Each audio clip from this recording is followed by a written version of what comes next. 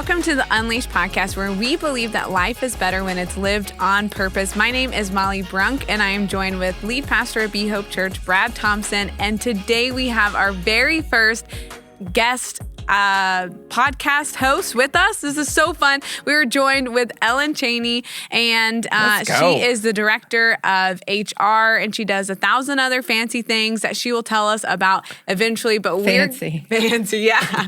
But we're gonna start the podcast off like we normally do with our fumble moment of the week. Brad, you got us for this one? I do, and I don't know if this is a fumble moment or more of a pet peeve of mine. This is This is not going to be crisp or clean, and it may be bad and may offend some of you, but it hasn't stopped us before from having these conversations. So I think the thing I want to talk about today to start our time is the difference between these macro leaders we see and these micro leaders we see. And it kind of leads into the why of why we have Ellyn here today. But here's what I mean by this, and maybe you guys can chime in. One of my greatest frustrations as of recent is that we have these, we have what I call podcast swapping. I don't even know if I can use that language, but it's like all the famous podcasters just move from one podcast to the other, and they have these massive platforms, and there's nothing wrong with that. But my greatest struggle as of late has been that sometimes we are attempting to be people that I don't know that I'm not sure that I'll ever get to that level. I'm not saying that it's bad to follow them or that we shouldn't listen to them, but there's part of me that's always like, we're following people that it's not going to be achievable in my life. And then you start to peel back some of the layers of some of these leaders, and then you find out, like the person you see on the podcast is not the person you see behind the scenes in the organization. And so you have these big macro leaders that we follow, and I'm not saying that those people are bad. I think that's good. I listen to them. But there's also this realization of we have so many other leaders that we come into contact with day to day, especially here at Be Hope. We have an amazing church full of leaders who do really important things. And I don't know if we call them micro versus macro, but we have micro churches. We have micro greens. What other micros do we have? Beats me. I mean, you listed all of them. So. I guess the two things, micro churches and micro greens. I guess that's all we have. Anything be micro? Like micro farming? Microwaved. Yeah, there you go. Yeah, micro farming. Micro groups, micro churches. Yeah. Like there's so many micro things that can happen. But I think there's so many leaders that we wouldn't see on a national platform that in the end I feel like, I have so much that I can learn from them. I find that when I'm gathered around some of the leaders in our church, I'm always like, there's so much that I'm learning from them in this moment. So that's the why of why we have Ellyn on today, and we have future leaders coming on. But Ellyn, one of the questions we have for you is, how would you define a leader? And you can chime in on any thoughts about macro, micro leaders. Yeah, there's a lot that you can kind of part and parcel with that opening statement, because you have those macro leaders, those large names that people listen to or people tend to flock to be influenced by, because they have so many functional parts underneath them that are making things happen. Yeah. And we talked a little bit before this podcast started, but I call those the daily doers. Those are the people that these macro or these large level leaders are 100% dependent on. And oftentimes those people that are behind the scenes, those daily doers, myself being one of them, is that they make things happen. Yeah. They are the ones that are setting forth actions based on the intentions behind the mission statement, based on the vision that was casted, the strategy planning that's been going on. Oftentimes they're the people a part of all of those things. You need a name, and people tune in to podcasts for that name. And a good face. And a good face. And a good face. Or a good face. But ultimately, it's the daily doers that are really your functional leaders, because those then are also influencing. We have them and we call them Hope Team members. We do. And every day they make things happen. Every day they do things for the greater good of His kingdom. And we depend a lot on that work. Yeah. So, but to define a leader, There is a fine line between leader and leadership, and a leader is the person. It's the person commanding. It's the person hopefully inspiring. It is the person guiding. It's sometimes the person removing obstacles or struggles to make something happen. It's kind of that kind of top line person that people look or depend on for, fill in the blank. Right. Leadership is a little bit different because that's the action. That is everything purposeful for the greater good of the organization. And again, that sometimes deals with conflict. That's when leadership really kicks in. Leadership can be learned. Leadership can be strengthened. Leadership can be born into. But a leader is just the person. It is the face. Yeah. And people have different definitions of a leader. It is a noun. It is a single source that starts with whatever that mission is, or that vision is, or that strategy is, or the goal. For us this year, we're moving forward. That is our mission. That is our goal. That is our intention. But every daily doer is making us move forward in whatever that major thing is. I like that. The daily doer. The daily doer. To borrow that. The daily doer. We can steal it. Yeah. Are you the daily doer or are you just the face? Ooh. Are you asking me or are you asking like the broader audience? Oh, broader audience. Yeah. Let us know in the comments. Are you just the face? Put it in the chat. So speaking of leadership, one of the things we want to talk about, the main idea we want to talk about in this series, because we're talking about conflict, is leadership on conflict or leadership in conflict. I really believe that you have to be a leader to do conflict well. And so you are an expert in Not this in area. conflict. Can you quickly just describe to us what is it you do? What's your title? Because people are probably like, well, what does she know about conflict? So I think you're the right person. I have over 20 years experience in human resources. And I manage large scale, macro, I guess you could say, with a wonderful functioning team for an organization for all of North America and Canada. So regionally, I have a very big portion of what we call shared services. So anything that affects the end user, our everyday doer, the hard worker, the heartbeat and hands behind the product that we make. I start with those people in mind. When you start thinking about policies or harmonization or standardization of policy, fairness and equitable distribution, I'm the gatekeeper to those things. Yeah. Every day I deal with conflict. In many different ways or facets of my job, perspectives, opinions, no, that language doesn't look right. Oh, that affects this person. That's a union, that's a non-union. Right. There's so many things that you have to think about when doing the type of work that I do. I don't want to say that I learn every day, right? Like I'm not an expert in the field of human resources, but I feel like with my experience and time and tenure within this particular faction of industry of this organization, I probably have maneuvered my way through conflict in many different ways. Not that makes me a master. I don't know much about HR. I'm probably not the HR kind of guy, but I would guess there's a lot of connections between HRing and pastoring. Like, I'm sure you got some doozy stories when it comes to people. None of which you can share out of like, do they have HIPAA in HR or is that just in the medical field? It's very confidential. Do they have HIPAA in the HR world? That's fair. Yeah, I'm sure there are lots of aligning tasks and roles that we play when it is pastoring and HR because you're guiding people through sometimes messes. Well, there's a fine balance between like managing the actual policy or how it affects somebody, but really HR is you're also managing the emotion. Mm-hmm. And so like there's that really beautiful balance or blend of being able to deliver a message with tact, diplomacy, kindness, but that policy is the same for everybody. And I'm not going to subscribe to your emotion. I'm not going to throw a personal pity party and RSVP and say, oh, yes, I see that you're affected by this. And so I'm now going to change my mind. You know, it's those really like fine ways of like, I'm sorry, you're fired. And this is why.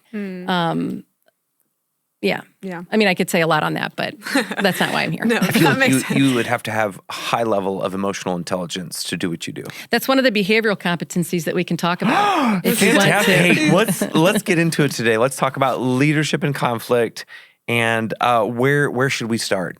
You tell me. Is there a specific Yeah. Well, narrative so we can...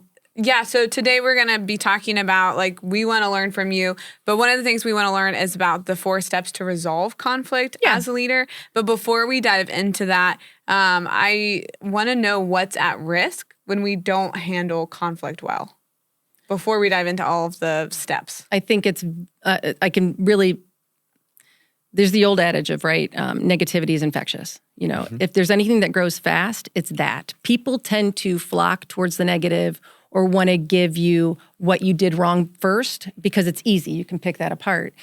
The disengagement, at any point in time, a leader does not want to get involved, get engaged, acknowledge that something is wrong.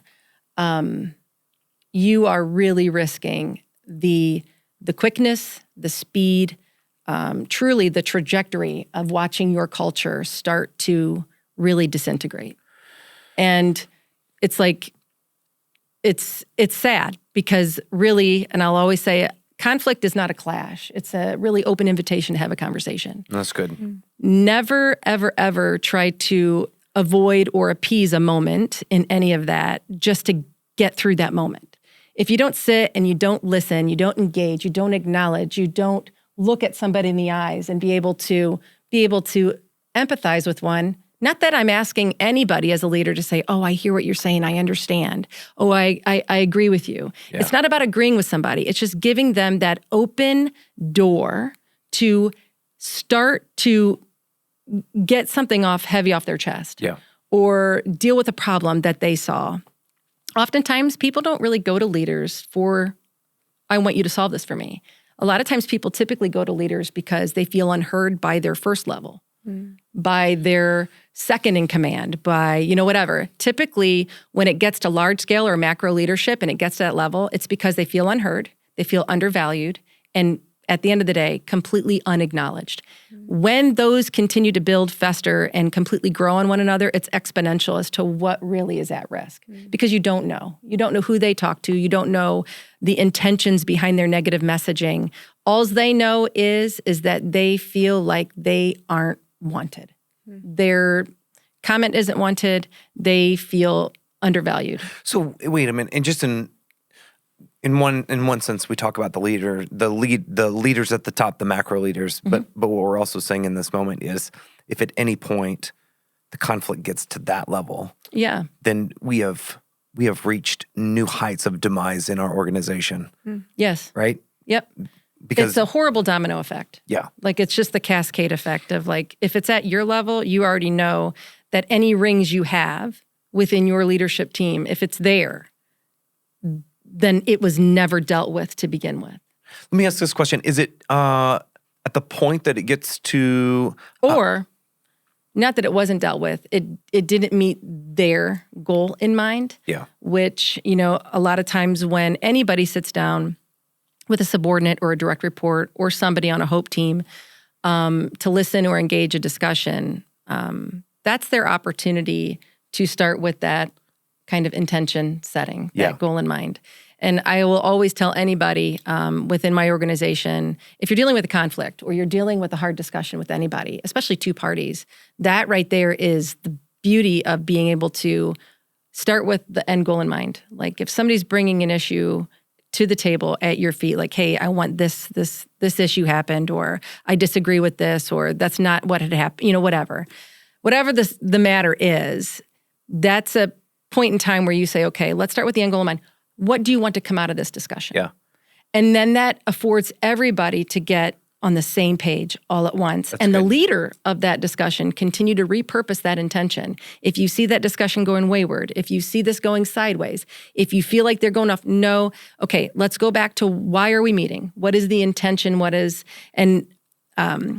I had read this article in Forbes from this leader, a micro leader, and he had says, if you can start with this intention setting mindset as a leader, you're kind of starting with a goal with a soul. It's like this thing that is ever living and breathing, and it's got soul because when there's a conflict, it also affords both parties that are clashing to actually have a reestablishment of what they want to come out of it, to reestablish their relationship, to reestablish, their maybe inabilities to communicate in the past, but it puts them on the same playing field so that they can see like something anew blossom from. Yeah. So, quick question. So I love this idea that when it comes to conflict, we want to set a goal in mind of what we want to accomplish and what we want to see. The question is, where do most people actually start, though? Like when it comes to conflict, I would guess when emotions are high and people are frustrated, most people don't come to the table and say, well, we should set a goal before we have this conversation. Like, where do people typically start? They start just talking over the problem. Like, somebody will state what the problem is. And like, just to kind of go over those four, you have to, as a leader, choose to engage. You have to listen before you speak. You have to clarify what you heard from somebody and respond accordingly. Okay. And at the end, you really do genuinely, intentionally have to move forward. Okay. And really what happens is you see oftentimes a lot of people will speak before they listen. Somebody sits down with you and gives you a problem. And you're like, well, this is what I would do. And nobody's really intentionally doing that powerful listening step or intentional listening step to where you're allowing them to have this open platform to really talk openly about all things. And it could be about the problem. It could be about their feelings. Yeah. It could be about what hasn't happened or what this is a lot of people love to talk about. In the past, this is how we used to do things. And let them get it out. Let them get all that off their mind or off their chest, because ultimately you already know, it doesn't matter what used to be. The worst thing you could ever be in life is inflexible to change. Not being malleable, not being able to change effectively with new organization, new change management, new styles, new mission statements for the year. You're going to be continually stuck. And so, again, just listening through it and being able to speak afterward, but really intentionally listening and being able to then clarify with them. So this is what I hear. This is what you just said to me. What is your intention now from that? What do you want to gather from here? That way, at least you can start puzzle piecing some way of moving forward. You don't have to solve the problem. What I've always pushed for in anybody that comes forward is you're quick to give me the problem. I hope you're coming just as quick to help solve it. Yeah. A lot of times people just want to give theirs and put it on your lap and say, okay, you need to help me. But if you start creating a culture of, if you're going to bring a problem, I'm really hoping that you come ready to also become a problem solver. Because if you as a leader continually have to be the one to make something better for someone, then you're never going to not have a problem. Mm-hmm. Because they're always going to expect that they're going to come to you to fix it for them. Yeah. So, and it gives you a hard time to actually be an attentive listener. Oh, yeah. When people come with problems, because then it feels like a personal burden or a personal attack if they're not a part of the solution. Mm-hmm. And that's when you see like functional leaders you kind of do a quick sigh of, oh, yeah, here she comes again. Or, because you almost know, like the narrative has been pre-written. Yes. And it's like it's like you're a fortune teller. It's like Miss Cleo came in, put out her crystal ball. You know what type of discussion you're about ready to have. But, really the leader has to look at themselves to say, I created that, because they aren't holding them just as accountable. The beauty of having daily doers become leaders is that daily doers have responsibilities, which means leaders then hold them accountable to it. And so, if you're not making them accountable to help solve a problem, well, then what does that say about you as a leader? Right.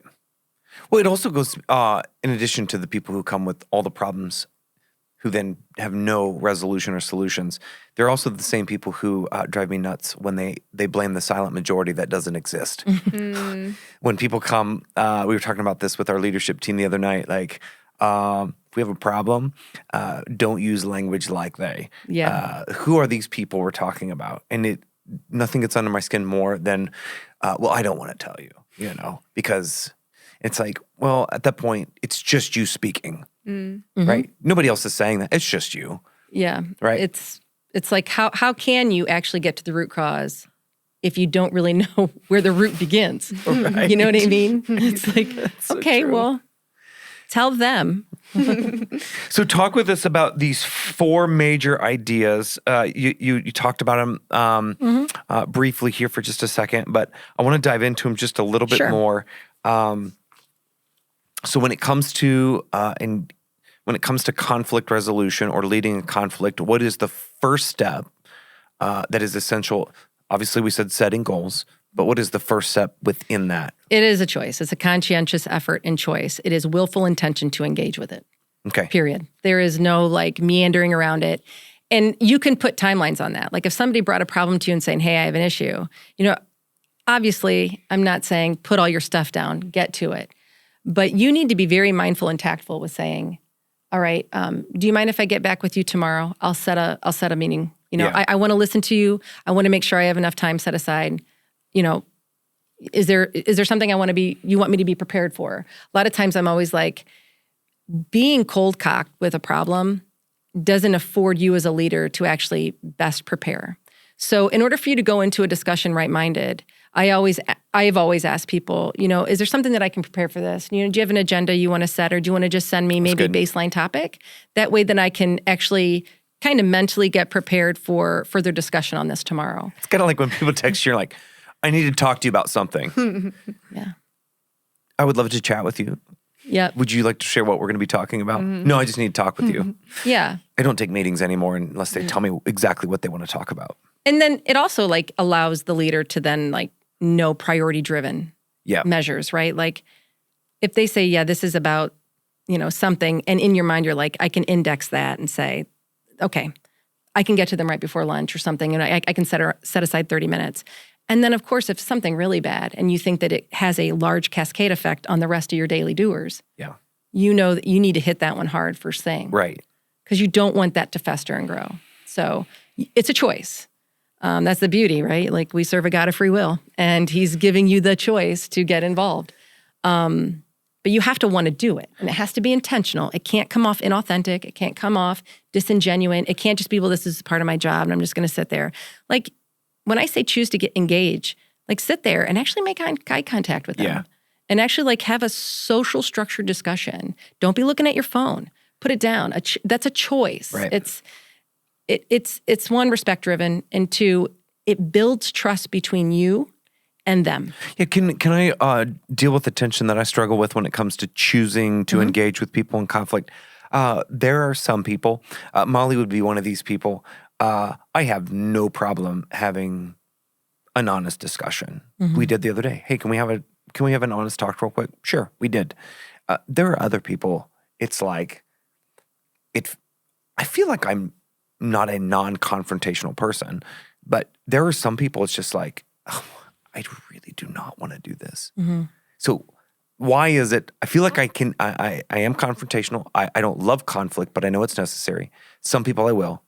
Some people I won't. Yeah, I would say it's probably already established built-in trust channels. So like people that you already know, that you've built good rapport, relationship, trust with. Right. It could just be, I would say it's probably established relationship building. Like if that's like your first like gut reaction, it's you have a known source that you've built rapport, response, respect with. Yep. Whereas to like the others, those are ones either haven't been established or they have been established and you don't trust it. That makes sense. And that was helpful. That was so helpful. That's good. What's step number 2? Step number 2 is just simply listen more than you speak. You're not the one with the problem. So if you're talking more than the person that is bringing you the issue or the matter at hand that they want to assist with or is having a rough time with, if you find yourself being the vocal piece, then obviously you're not spending enough time or tuned in to really listening. Because intentional listening is really listening for cues. It's listening for understanding maybe where that problem exists. We were all raised in a different moral and value system. Like we were raised in different cultures, and Sometimes basic problems are simply structured because people have different priorities in mind. People have different value structures in mind. And sometimes it's just as easy as that, right. But you have to listen for those things. What are some of the cues you're looking for? You said you're looking for cues, you're listening for cues. Like, what are you listening for? And it's different on each issue, right? Number one, sometimes I listen with my eyes. So a lot of times you're picking up nonverbals. You're picking up just basic dialogue. You're like, that's the eye roll. That's the body posture. They won't look at you. A lot of the studies that I had within university was when you can start to really tell when you're effectively communicating through nonverbal dialogue is like, what is lying? How are people posturing themselves when they are either trying to create a problem, fibbing about an issue, or trying to manipulate a conversation. Yeah. And you're going to just see that in basic, eye contact, body posture, movement, fidgeting, those type of things. Basic cues, a lot of times people will start talking about their past when they're talking, or past practice, or this was the culture before. You're kind of listening to cues that have helped create their what they know are known habits or things that they feel is making their problem so bad. Yeah. People take personal offense to when things change. That's their first thing. It's and like I always just say, like, this isn't about you. Because an organization is changing, because something is changing, don't ever take personal offense to that. You have to look at the bigger, broader picture, that macro level. We're going to go back to it every time here. Never take a personal offense to something changing within a system. If you do that, you are personalizing your job way too much. Do you kiss your job goodnight? Do you tuck your job in? No. I mean, I would take personal offense if, something happened with one of my kids or somebody, offended my husband or something, Like, you kind of take personal offense to those things. But like, it's a job. What if your job keeps you up at night? Does that count? Well, no. I mean, that's genuinely, I would say it's because you care. Okay. You genuinely care about it. But it shouldn't affect your emotions. Problems should not affect your emotions. You should be able to vocalize them, work through them, resolve them, come to some type of compromise at times. I mean, because that's when work doesn't allow you to have fun anymore. And that's when resentment builds, and that's when anger, that's when aggression starts. And then when you start having retention problems within an organization. That's good. Talk to us about clarifying and responding. That's simply like, if you were to just like break it down, as people know that you have been actively listening when you can actually go back to what they said. Okay. And if you're going back and you're talking with that person and saying, well, this is what I heard you say, or this is my take. Let me know if, my notes I'm taking down, because I'm trying to read your emotion at the same time. And I just want to make sure I understand. It's you're clarifying what you have visually or vocally heard from the person. And then you're responding in a way of like, you know what, I want to marinate on this. I want to ruminate on this for a day. I want to speak to other stakeholders within this problem. I want us to all get back together. And that last is, that way you can move forward. A lot of times people feel like they need to fix a problem. And a lot of times it's not that. A lot of times the person has to fix their own problem. You're just helping them strengthen their skill set, remove an obstacle, or supporting them in a way that makes them feel like they are empowered to do the right thing moving forward for whatever that relationship. Good. That's really good. I never, and I this is just me and how I deal. I always look at them at the end and say, this is what I've heard. This is what we plan to do. But I want you to understand, I don't own your problem. My job isn't to come into this discussion to change your feelings. You own those feelings. Yeah. That's the beauty of a feeling. It's yours to own. Right. My job is hopefully to affect your perspective and affect change in a positive way to make your job fun again, or to have a positive outcome come out of this. Leaders should never own somebody's feelings, and leaders should never say, your problem is now my problem. To me, problems are not problems until they continue to morph into something greater that is very destructive. problem is an opportunity. Yep. You know, and it's an open invitation to say, hey, let's make this great again. Yeah. And I think that's why, and I know I've made the comment, I'm like a moth to a flame when it comes to conflict, because I have always been very, very forward-facing and to say, like, something positive is going to come out of this. Mm-hmm. And if I can be a change agent in that, or a mediator in that, or a leader in that, then that's what I'm going to do. I will open that invite card every day, and I will go head into it. I will if somebody comes to my office and says, "Elle, this is the problem," I will say, "Okay, we're going to never let it go past a day." Oh, very good. I would never let it go past a day, because typically, you know, even with the size of the problem, it doesn't matter. Any problem. I mean, yeah, it's wow. And it could be as simple as, I'm going to circle back to you tomorrow if you don't mind, or you know, hey, can I come back to you again? I'm not asking anybody to put down their daily tasks that have already been pre-managed. And there's some, you know, you're going to get that gut feeling. I mean, we're all human. You can get the pit of your stomach. If I don't deal with this now, something bad is going to happen. I love the fact that God gave us all that instinctual behavior, because you know when something's wrong. You know it. For sure. And so if you don't tap into that to me, and I'll always say, any good leader, that's your best tool in your toolkit, is basic instinct. It is the ability to tap into that raw emotion. Don't act on it in a way that makes it looks like you're concerned, but just know, like, I need to get to this today. And if you're not, then you're, again, that's an open invitation to let that grow elsewhere. Not for you to control it or to control the narrative of it, but to allow that to grow and fester and take root and just absolutely wreck. Oh, that's really freeing to me, at least. I don't know about you, Molly, but for me, it's like hearing that I don't have to own somebody else's problems, but my goal is to empower people, which is really my heart. Like, to empower people within that problem it's freeing, because I think naturally you hear a problem and it's like, okay, well, now what am I going to do about it? I think that's the natural go-to. Yeah. Yeah, and it feels like a burden. And so and I feel like that's something that I've wrestled with over this last year, of like, I constantly hear feedback now, and I really didn't before. And so I think for a while I was really defensive anytime I heard anything. And I think even you just saying, like, making them a partner in the solution, that honestly just brings such a weight off of my shoulders, because I'm like, oh, it's not me. Like, I'm not the problem. Like, there are things that we can do collectively to make this better. Yeah, feedback, I love it because it's a gift, right? Like, to me. Some days. No, it is. It's a beautiful thing. Like, I always tell people, once you get feedback, you're the owner of it. So how you unwrap it, unpack it, and do something with it is completely up to you. Yes. You know, you could, it could be, oh, it's Christmas, I got socks, and chuck it. That's totally up to you. It could be bad feedback. And you will have enough, again, in that basic instinct as a leader, to say, yeah, that feedback is bogus. I'm not saying you say that to them to their face, but at least you know that that's one gift that you don't have to deal with that day. And it's okay. It's okay to have that perspective. Doing nothing with feedback should never be an option. That is not engaging.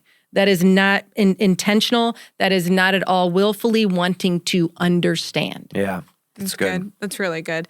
It is. It's great. It really is good. We're so grateful that you came on today. But before we wrap up, we always have to finish off our episodes with our hope or nopes. And so I thought it would be best if you gave us the hope or nopes. Like, if I present them to you and you tell us whether it's hope or no. Go. Brad, you can also chime in. But the first one is Galentine's Day. Is that a hope or a nope for you? It's already a nope. It's a nope. We're already off to a bad start. It's a nope. It's a nope. Why? Here's the real, like, Galentine's Day is. Well, there's no Galentine's Day, but, like, I mean, anybody could have a Galentine's Day at any point in time they want, on any weekend. It's true. Any day could be Galentine's Day. Unless you have kids. It's like that whole concept of treat yourself. You know what I mean? Like, maybe you're actually just really pro Galentine's Day. You just hate that it's only one day.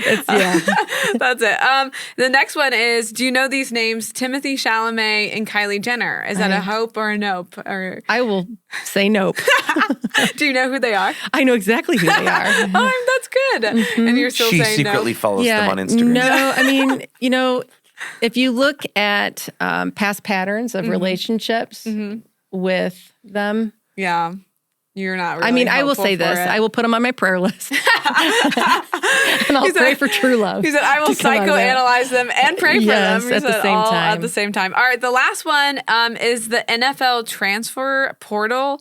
Someone told me to put NFL this. or college football? You tell me. I think don't it's know. NIL. I wrote that. NIL. And then I changed it because I thought it was a typo. I was like, Wait, maybe we should have you do the hope or no, I was Molly. like, I don't know what an NIL is, but I know what the NFL is. Is it a hope or a no, Brad? NIL portal. Unfortunately, it's a no for me because you are turning college football into the Absolutely. into the mafia. I 100% agree. I'm all three nopes this time. We had three This nopes. is horrible. It's all right. It's real life. But we are so excited that you tuned into the Unleashed podcast. Make sure you like and subscribe and share with everyone in your sphere of influence. And we will see you back here next episode.